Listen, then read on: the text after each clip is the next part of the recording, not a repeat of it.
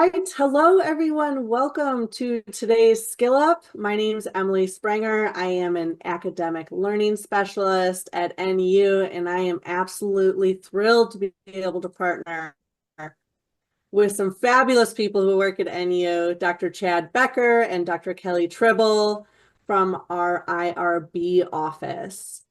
Today, Dr. Becker will be discussing the NU Institutional Review Board application, and I will let him go into those details. But before we do, I'm just going to give some very brief housekeeping items. Absolutely encourage you to have conversation in the chat and ask your questions in the Q&A. Dr. Tribble will be keeping a close eye on the Q&A portion of today and be doing his best to try to see what's going on in the chat as well too. But to make sure that we're able to address any question that you do ask, Q&A is probably the best place to post those questions. And our scrolling subtitles are available to you. So if you want to view them, you're able to do show closed captions at the very bottom of your Zoom. And if you need me, you can find me in the chat.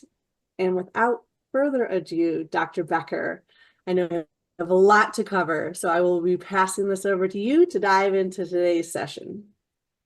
That's great. Thank you, Emily, for hosting us and for that nice introduction. And today we're going to discuss the IRB application. So welcome to our webinar.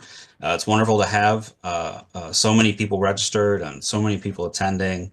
We really feel like this is a positive opportunity for us to help with this crucial aspect of many degree programs and certainly the academic life of our faculty, staff, and administration. So in this webinar, we're going to discuss the IRB application, including some aspects of the overall process, as well as specifics and the various timeline associated with this application. We want to make sure that you're understanding, the concept of our application as well as the content of it. So welcome to our webinar today. And I'm Chad Becker. I'm here presenting, but we also have Kelly Tribble, who is on our chat and our Q&A. We have Emily, of course, who we all know. And we thank so much for inviting us to be part of this series. We have our recorded webinar that will be available, as Emily indicated, on the Skills Up webpage. This is a useful PowerPoint, and it will go out with the follow-up email from Emily. So please do consider this to be an opportunity or a resource to link from. You can see that you can reach various websites. If you can see my hovering, you can at least see that these are active hyperlinks. So we'll have it here on our GSSC website, as well as the IRB webinars webpage, and IRB has a YouTube channel that we'll also post it on. We have the Q&A that we're working with that we had discussed already, so please do utilize those functions, and then we'll also send that later as well. We'll also post it to our webinars page. So there's several places to find this, and we want to make sure that if you have questions, you at least get it submitted, if not answered, during our session here. But we want to make sure that we can follow up with you, or through those functions with the answer. So briefly, the IRB is a committee that's been formed to protect the rights and welfare of human subjects, and we're derived from actual federal policy. So it's linkable here if you want to read it, and it's the common rule or the federal policy for the protection of human subjects. It's 45 CFR 46. It's kind of like a spy name when you think about it, but it really refers to a specific kind of policy that grants this type of committee its authority. What we're not, though, is a committee that will provide guidance regarding programmatic, academic, or methodological aspects of research. So for some people, this becomes important because we interact with you as dissertation students, and sometimes it's not fully determined what those components are. So those are issues that you would discuss with your faculty sponsor, your chair, your committee. And then issues regarding human subjects protection are the purview of the IRB. So we do like to keep that demarcated to make sure that you're getting advice from the, you know, component of your degree program that is best suited to give you that advice. So we are here to protect human subjects, and that's an important thing to consider as you think about what we require from you throughout the application process. I do want to briefly discuss what's available to people at the IRB. We have resources and services, and I'll talk about those a little bit more specifically in a few minutes. I'll break them down so that you can see what I mean by resources and services. But essentially, everything that we offer is available to NU community members at any time. And that's if you're any kind of student, if you're a faculty member, a staff member, administrator, you can come and take advantage of what we have available. We see many student principal investigators, PIs, I'll be using that term throughout, and they can utilize our resources and services at any point in their program. And specifically dissertation student PIs, which we do see quite a large proportion of for our work here at the IRB. You don't need to be enrolled in the IRB course if there's an IRB course in your program. So we see master's degree students, we see doctoral students, we see all different kinds of programs coming to use our services. So this is a common set of course numbers here that you'll see. But if it doesn't matter to us at the IRB where you are in your program.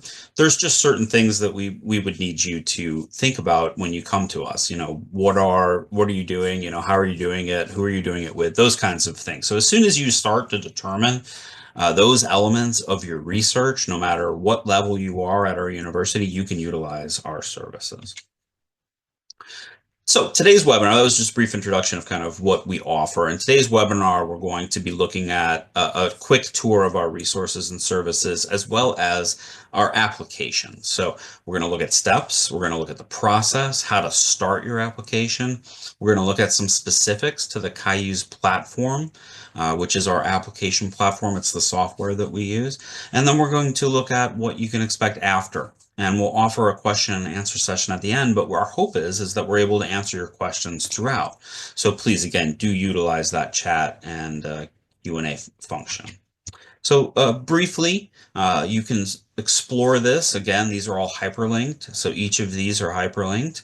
And I will bounce to our website briefly for a second to show you just how we organize our materials. But here's a tour of our resources. We have pages on our webpage to help get you started, help learn requirements and any special guidance if you're working with, say, a military population or under 18.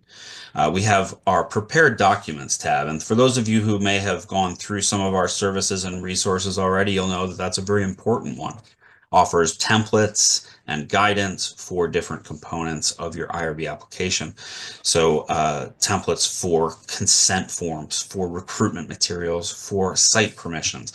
We also have links to services, and we'll go through those here in a second.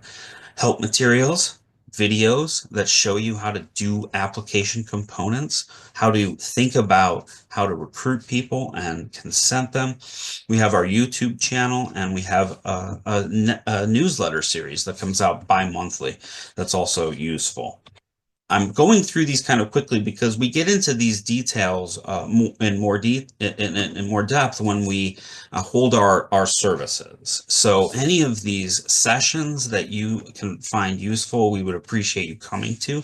They are regularly occurring and self-schedulable, and you can follow the links from this slide or from the website to sign up for and upload materials to customized group sessions with 4 to 6 people for eligibility criteria, recruitment materials, and consent materials.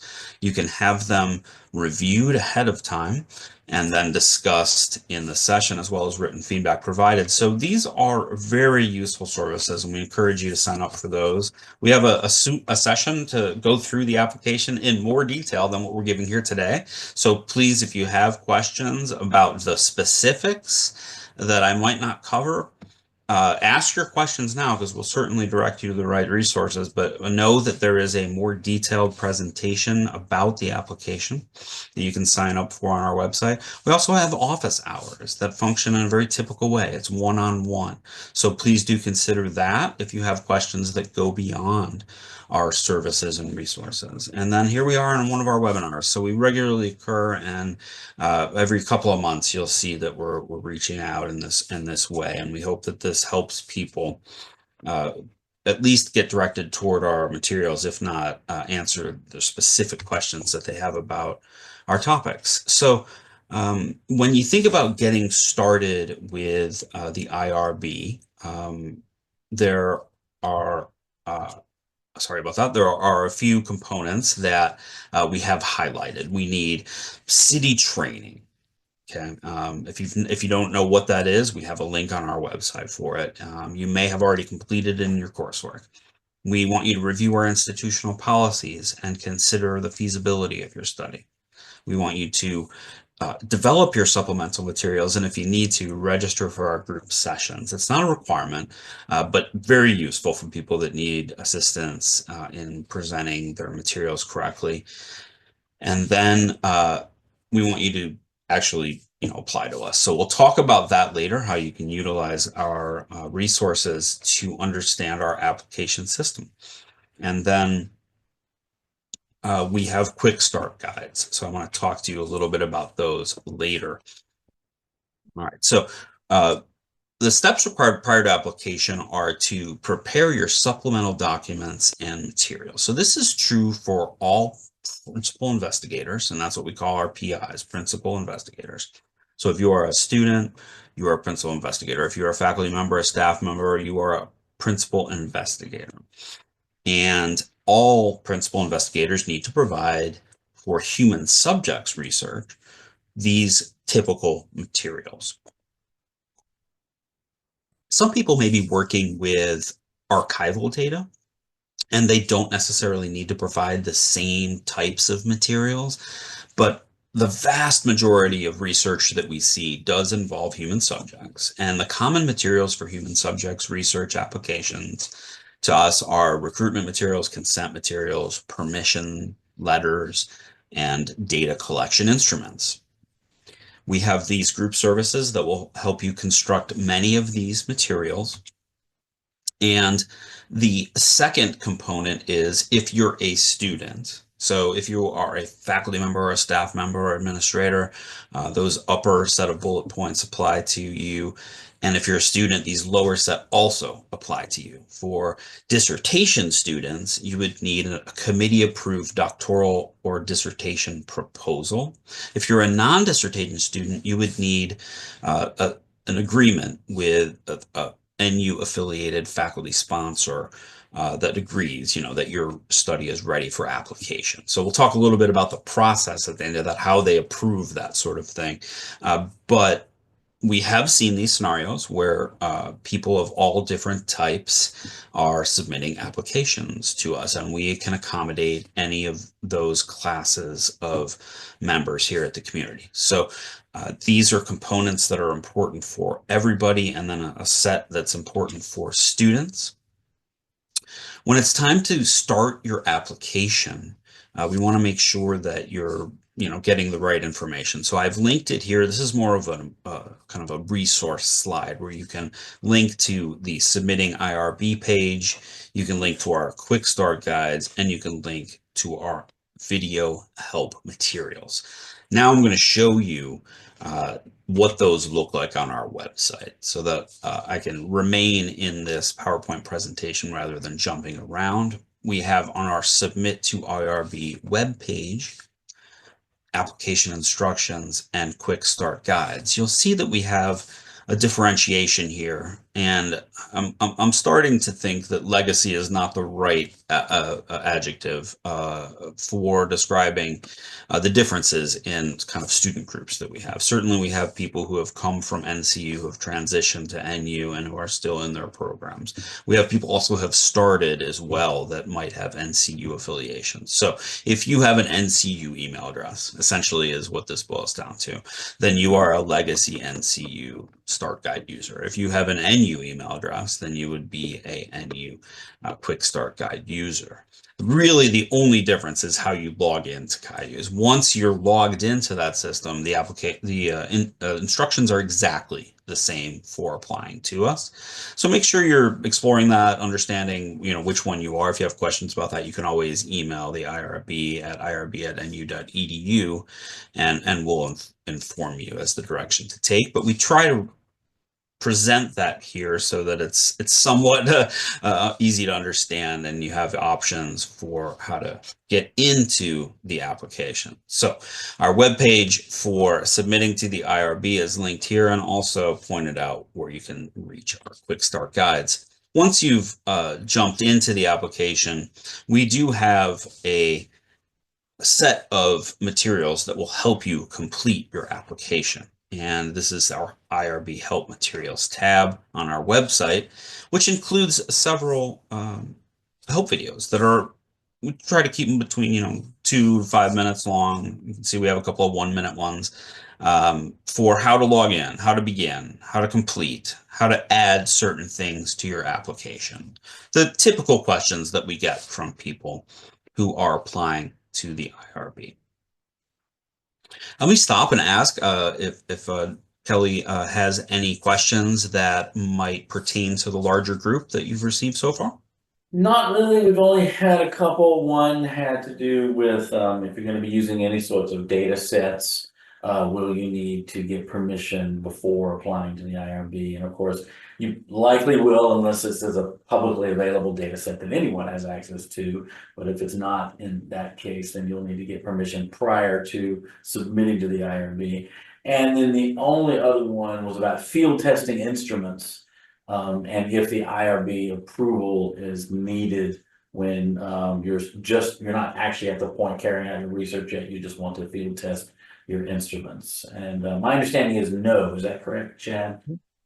No, so exactly. So the first scenario then, as Dr. Dribble has described it, is completely correct. And then for the second one, yeah, for a field study, pilot test, there's a couple of different names that we sometimes hear regarding the ways in which you kind of test out your instrument. So if you're creating a new instrument, often the case with an interview study where you're coming up with your own specific interview questions to get right at that experience that you're trying to understand, you might want to try it out on a few people ahead of time. These are typically your colleagues, maybe your mentors, people you've met along the way in your academic journey who might be willing to provide you with information as long as they kind of have experience with the phenomenon.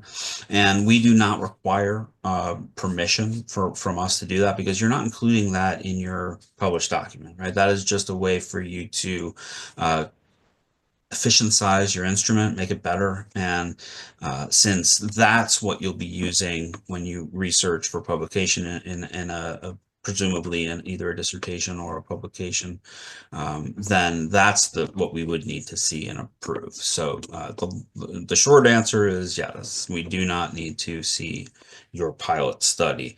And thank you. Those are really useful questions for kind of just off down a little side street regarding what we're talking about. Very useful. So thank you. And I'll check back in with you in a second for more questions. So please do chat and Q&A with us as we go throughout our presentation. For those of you who might have joined a bit late, we're working through our application process. So some specifics to our Cayuse platform. You do have to kind of use this third-party software program in order to apply, and we want to familiarize you with it a little bit, show you where some resources are to help you with navigating that. So we want you to, of course, reiterate the quick start guides, the videos, creating your supplemental documents, and utilizing our resources and services as you do that. And now I also want to show you some sample application views. So now that we've discussed how you can kind of get into it and quick start with it, get your application kind of started, now we want to look at Cayuse, what it appears as, and how you can navigate it. You can see I have some notes here about written answers that you'll need to provide, as well as checkmark or radio button answers. We need you to upload certain documents and materials depending on your study. If you, as our earlier question was about archival data, if you're doing a purely archival study, you may not have any of these supplemental documents. The only thing you might be showing us is where you're getting your data from, whether it's a public source where you provide us with that HTTP address, or whether it is a private source and you provide us with that permission letter. But for most of our applicants, you'll be typically presenting some supplemental documents and materials that relate to consent, recruitment, and site permissions. So make sure that you have those to upload into your application before you complete your application.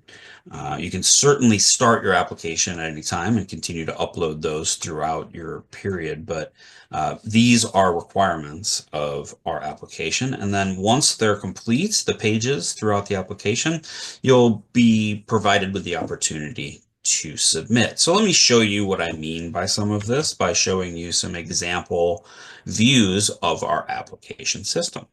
So here we have a typical human subjects research application view.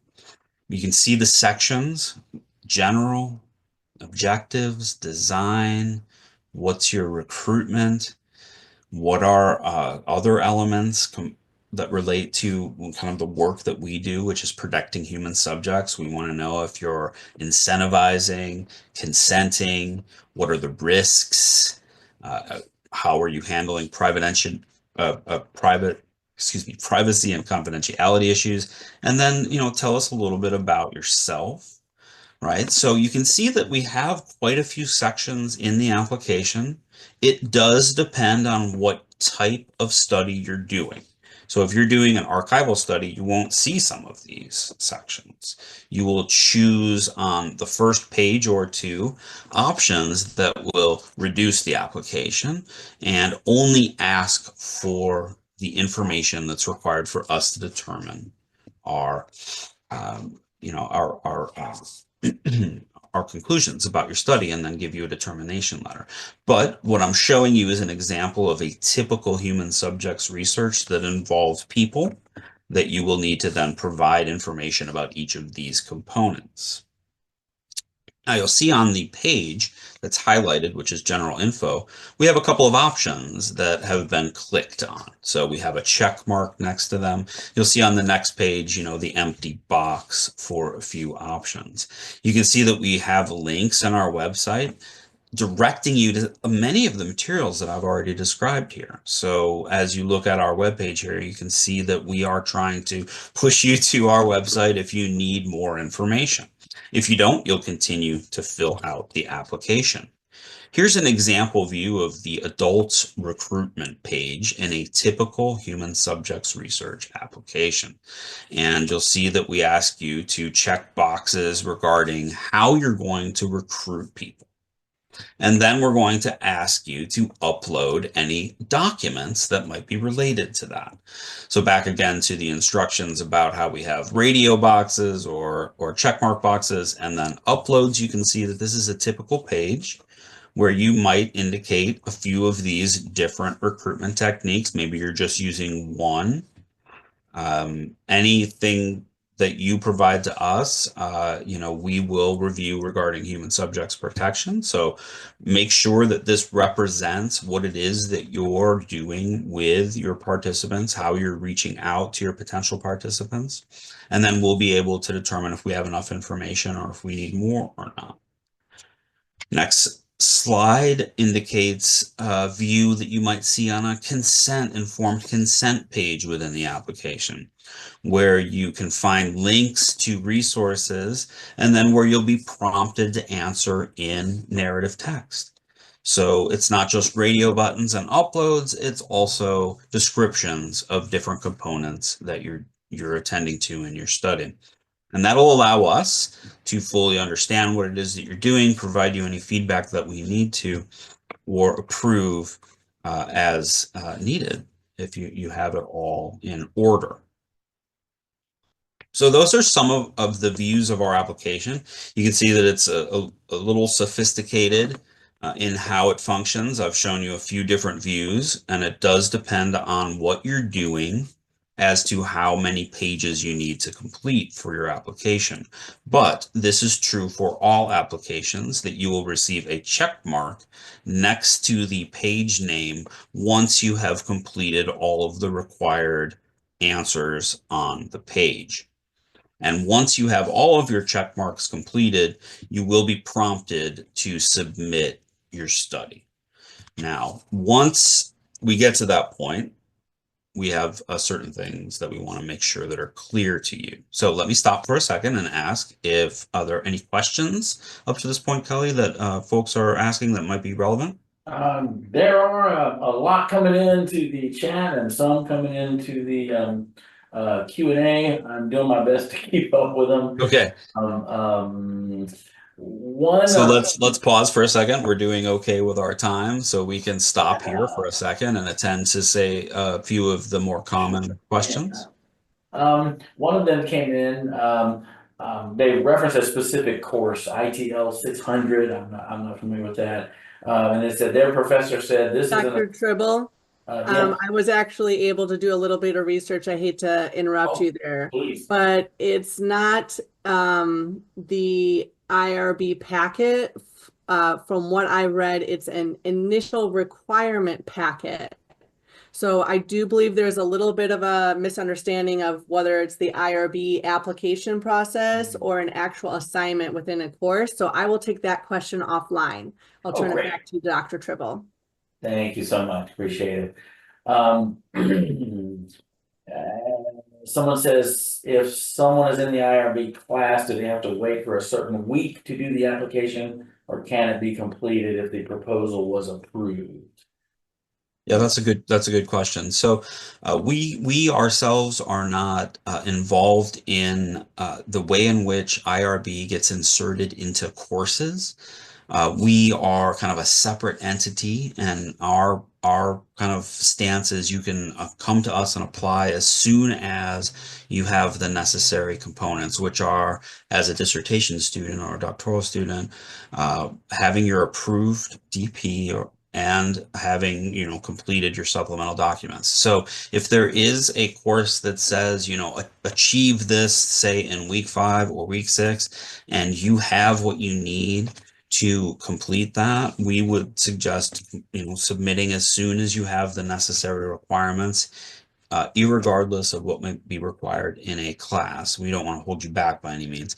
So you can always kind of confer with your teacher, your professor, and discuss how you're maybe a little ahead of the timeline and how you want to get that submitted as soon as possible. But for us, we are not monitoring courses. We are not familiar with courses to know, if you're submitting early, right? So, which I guess is what, the thrust of that question is. So we do want to make sure that you're understanding that we can be submitted to at any point that you have those two components, an approved DP and all your supplemental materials. So hopefully that answered your question. Certainly we'll take any follow-ups. Dr. Troll? Yeah, definitely.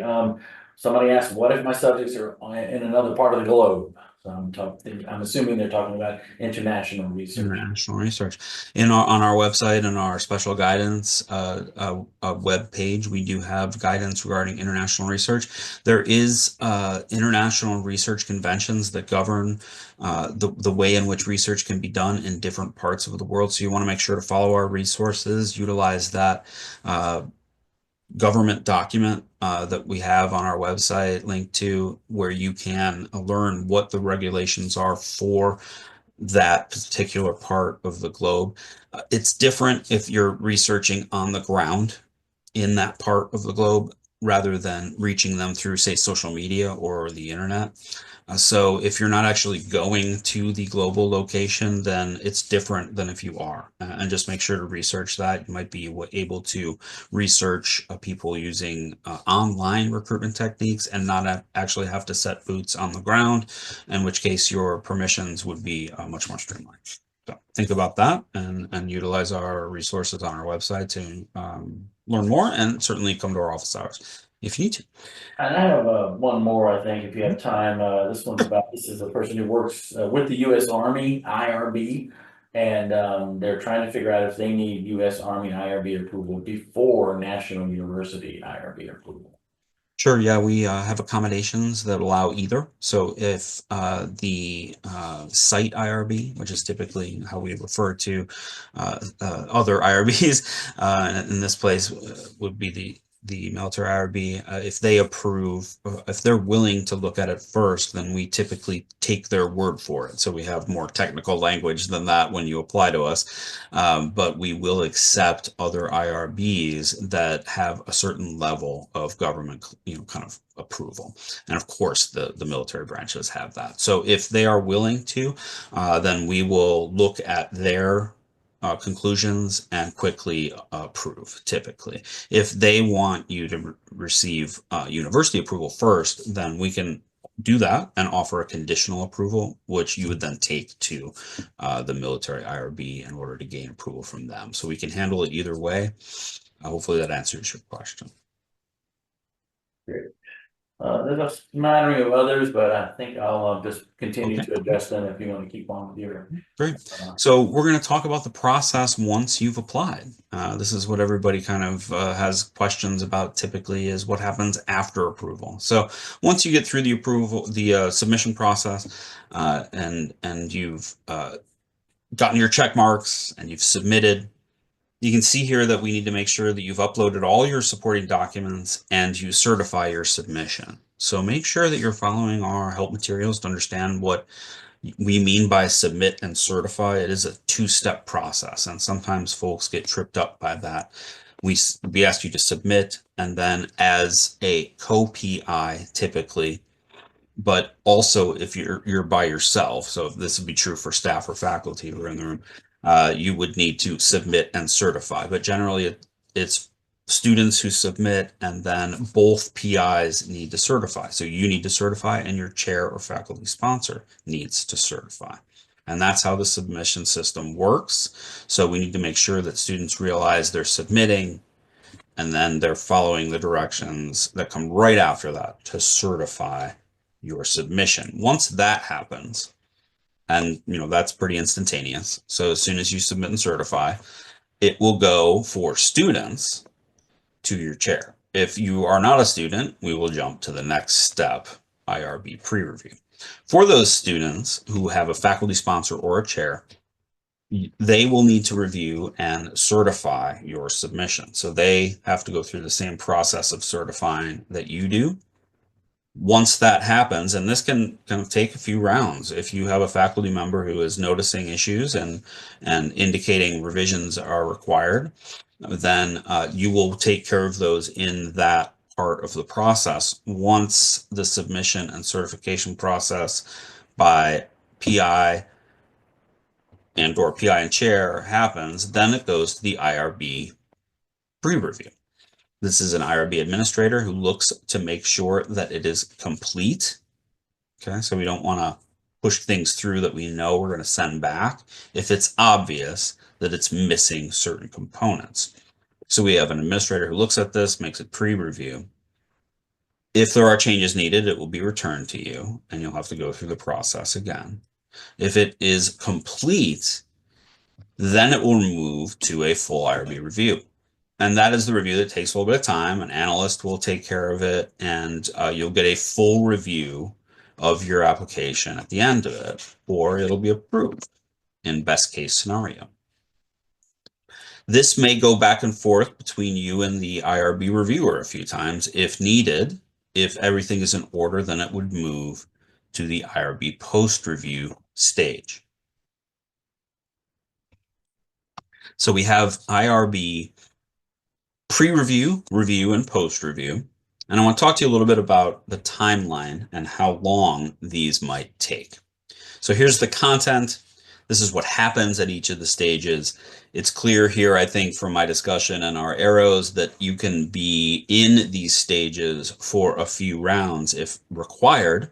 The hope is that you will move through them one at a time. For the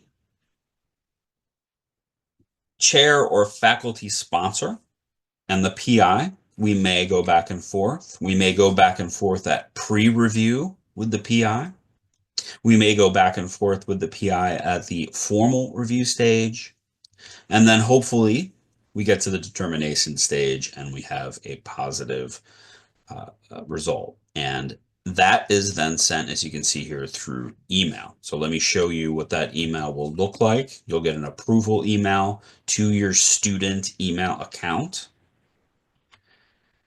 Look something like this. I'll have links about how to proceed with your research. Now, people often ask, how long does this take?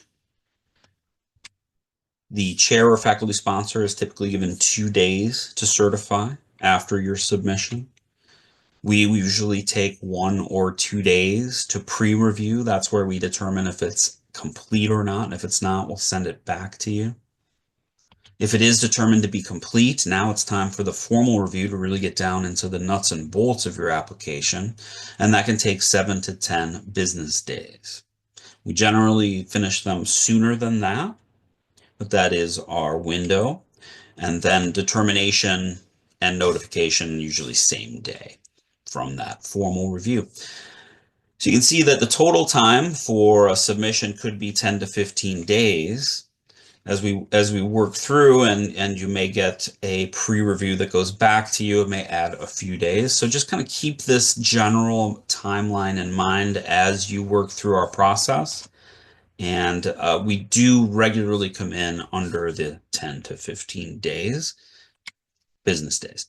So you have our approval. What's next? All right, so we've reached approval.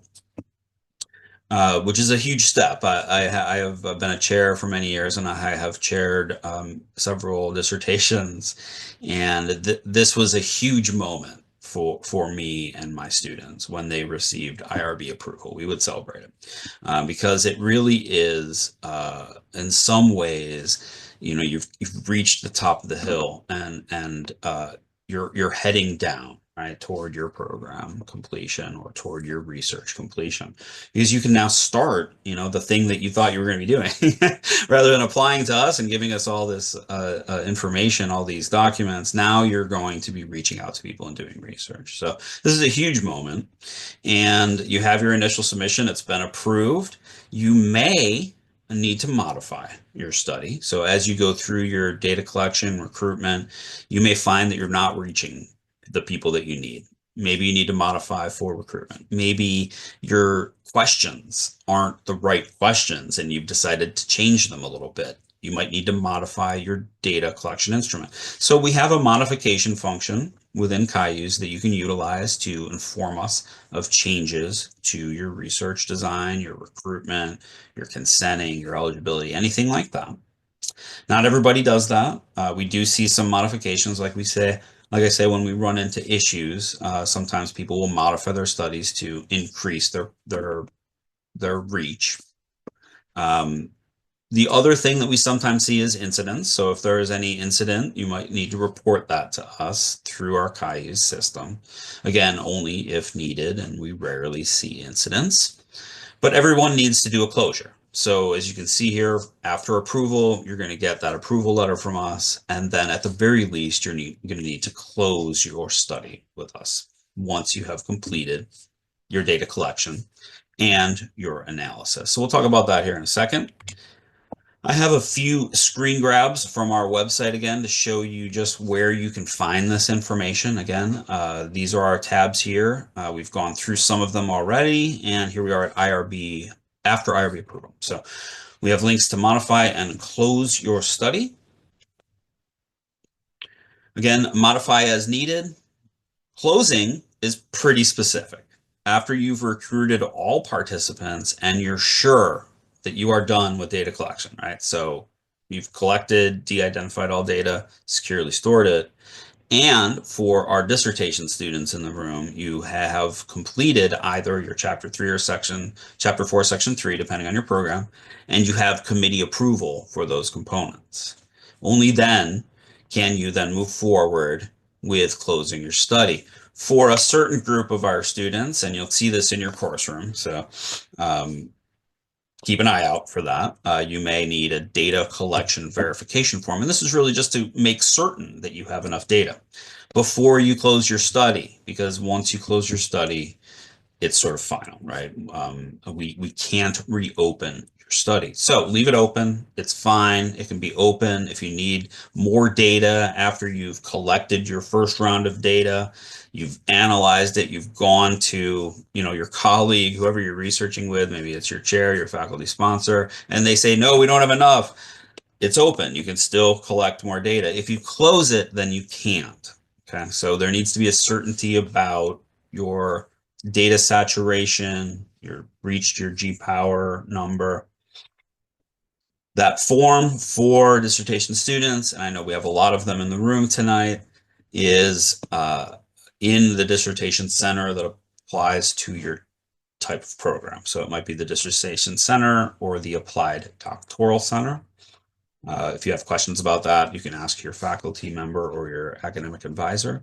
And then we want to make sure that that gets submitted with your closure. So some of you will see that requirement in your Cayuse closure page. Some of you won't, depending on what type of applicant you are. Last little reminder, don't close until you're certain. Because once it's closed, we cannot reopen your study. You will need to reapply in order to collect more data. And of course, that is time consuming and delay causing. So we don't want that to happen. This is just something that's built into the software. So we want to warn people against that. Any questions, Dr. Dribble, that might be relevant to our group? There have been a lot. My brain is all over the place trying to answer these, but I think one of the most recent questions is after you've submitted, what if the faculty chair has questions or needs additional information? And I was just trying to reassure the person that as a part of the submission process, the faculty chair, every time you submit it to the IRB, your chair will also certify it, and that's their opportunity to review it. And if it's not ready, they can always send it back to you for further work before they send it on to the IRB. If it's being reviewed by the IRB and your chair still is sending questions to you, like wanting changes or something, then there's really not much that can happen until the IRB gets back with you and says, we need some changes or modifications. So at that point you could address it. But hopefully once your chair signs off on it and says, yes, we approve this dissertation proposal, that's your sign to submit to the IRB and everything should be fine. That's right. That's right. So I can, we have a few minutes, so I can, sorry about that. I can backtrack to a useful slide here for our question asker. This is also on our website in our after approval page. So once you submit, this is the opportunity for your faculty sponsor or chair to provide feedback. If they have any issues, they will note this and it will come back to you for revision.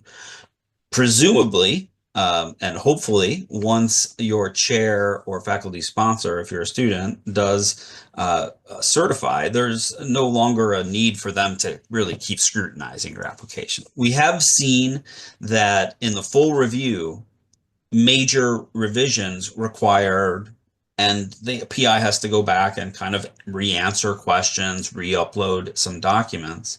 And in that scenario, it would go to the chair again. Right? So if we return it to a PI and they submit and certify, then the chair gets to look at it again. And if they decide that they have questions at that point, they could certainly ask them and return it to you. So that's why it's so important to come to our services, utilize our resources, get your application squared away the first time so that you don't get caught in that muckety muck, right, of going back and forth between us, you, your chair, faculty sponsor, back to us, because it can be tedious and time consuming.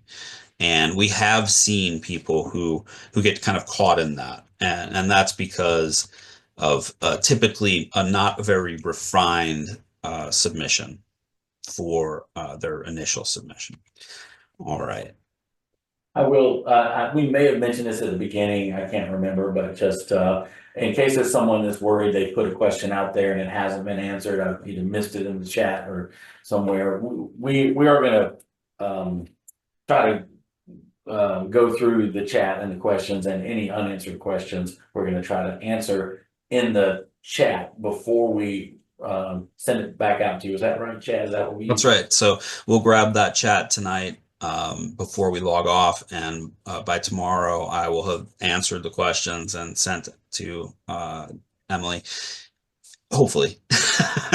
I don't think I actually talked to you about that, Emily. No, But that's we will. totally fine. Okay, That's yeah. totally fine. Yes. Yeah, we will have it on our website at the very least, but it may go out. Yeah, absolutely. And to that point too, with I feel like we should, by the end of today's session, we should all be giving a round of applause for Dr. Tribble, because he has been on fire in the chat. So I wanted to say too, if for some reason we happen to miss a question, even after Dr. Becker and Dr. Tribble take some time to take a look at it, don't forget, you can always email the IRB email address as well too. Like, hey, I attended this session. I still have another follow-up question about it. But I will turn it back to you, Dr. Becker, because I think you might want to address a few more things. That's great. Thanks. No, I appreciate that. We're sort of at that point of the presentation anyways, where we're kind of offering that exact thing. So just reminders about our services. I've had this up on the screen for a few minutes. You've been able to read it. Of course, it's repeat information about, just making sure that you're coming to us early and often. That's sort of the way that we think about it.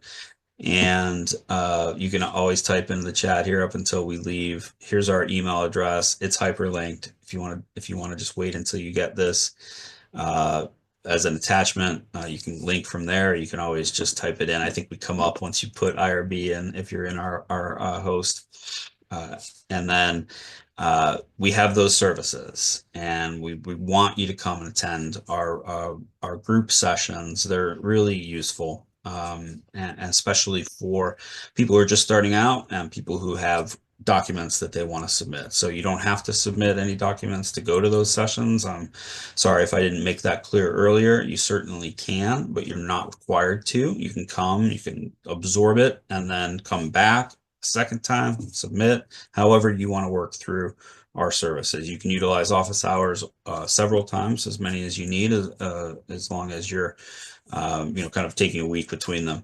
So you can come back to our services, and we look forward to serving you in that way. We have a few more minutes, so I can field any other questions, but if you're ready to go and you've got some things to take care of, I understand. Thank you for coming. We'll be here for a few more minutes. Please stick around if you have any questions, but thanks for coming, everyone. And thank you again, Emily, for hosting us, and Dr. Tribble for doing such a great job in our chat. Any last words before we sort of let people go, and then we can stick around? Get into the IRB Resource Center and take a look at some of those sessions. I personally attended some of them with Dr. Tribble, and I must say, like, singing from the mountaintops, so incredibly helpful for me and my journey, and I hope that you find the resources helpful for you as well. And Dr. Tribble, any other last thoughts before we close out? Only that you're welcome, everyone. Thank you all for your kind comments in the chat. Sandra Martin Higgs asked, can I see the slide again that had 9913 on it? I don't know which one that was. You might know, Chad. Yep. So that's referencing either, if you're in 9903 or 9913, the data collection verification form. And that's where it comes in your program. So that would be, as someone who's taught that class, I know this. So that would be one of the milestones required for that course sequence. So that not everybody in this room is in that course sequence, but I think a lot of people are.